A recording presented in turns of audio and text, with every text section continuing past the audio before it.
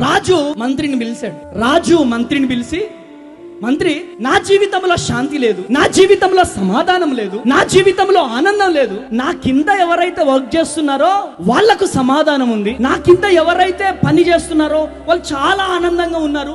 ఏంటి మంత్రి, నాకేం అర్థం కావట్లేదని రాజు మంత్రితో అంటున్నాడు. రాజు మంత్రితో అంటుంటే మంత్రి ఏమన్నాడు తెలుసా? రాజుగారు, వాళ్ళ మీద 99 సెక్షన్ యూజ్ చేస్తే సరిపోతుంది అన్నాడు. 99 సెక్షన్ ఏంటి అంటే నేను చూపిస్తా అన్నాడు. 99 బంగారు నాణాలు ఆ కింద పని చేస్తున్నటువంటి వ్యక్తి ఇంటి బయట 99 బంగారు నాణాలు కుండలో వేసి లెటర్ రాసి వాళ్ళ ఇంటి బయట పెడుతుంటే ఆ లెటర్ చదివి, అమ్మ 100 నాణాలు మంచిగా నాకు దేవుడు సహాయం చేశాడని చెప్పి లోపల పెట్టేసి లెక్క పెడతా ఉన్నారు నాణాలు. ఎంత లెక్క పెట్టినా గానీ 99 వస్తున్నాయి. భార్య మీద వరుతున్నాడు, భార్య మీద కోపడుతున్నాడు. అరే ఏంటిది, 100 నాణాలు ఉండాలి కదా, 99 ఉన్నాయేంటి అని చెప్పి మరి భార్య మీద మొత్తుకుంటున్నాడు, పిల్లల మీద మొత్తుకుంటున్నాడు, తను చికాకు పడుతున్నాడు. కాలక్రమేణా ఆ 99 నాణాలను ఇంట్లో పెట్టేసేసి తన డ్యూటీకి వెళ్ళాడు రాజభవనానికి వెళ్ళినప్పుడు రాజు గమనించి ఆయన చికాకు పడుతున్నాడు.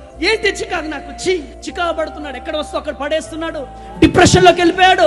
మంత్రి రాజుని అంటున్నాడు, రాజుగారు చూసారా, నిన్నటి కంటే ఈ రోజు చాలా ధనవంతుడు, అయినా కానీ ఆయనకు శాంతి లేదు. ఇన్ని రోజులు ఆయన దగ్గర బంగారు నాణాలు లేవు.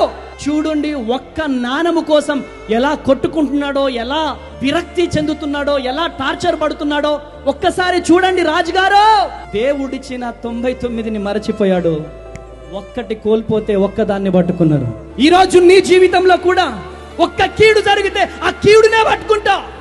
దేవుడిచ్చిన 99ని మరచిపోతున్నా. దేవుడిచ్చిన 99 మరచిపోయి ఒక్క కీడు జరగగానే దేవుడు ఏం చేశాడు అంటున్నావు. ఈ రోజు అడుగుతున్నా, ఆ ఒక్క నాణము ఏంటి నీ జీవితంలో? కోల్పోయావా? ఈ రోజు దేవుడు నీతో మాట్లాడుతున్నాడు, భయపడకు, ఆ ఒక్క నాణము దొరకబోతుంది.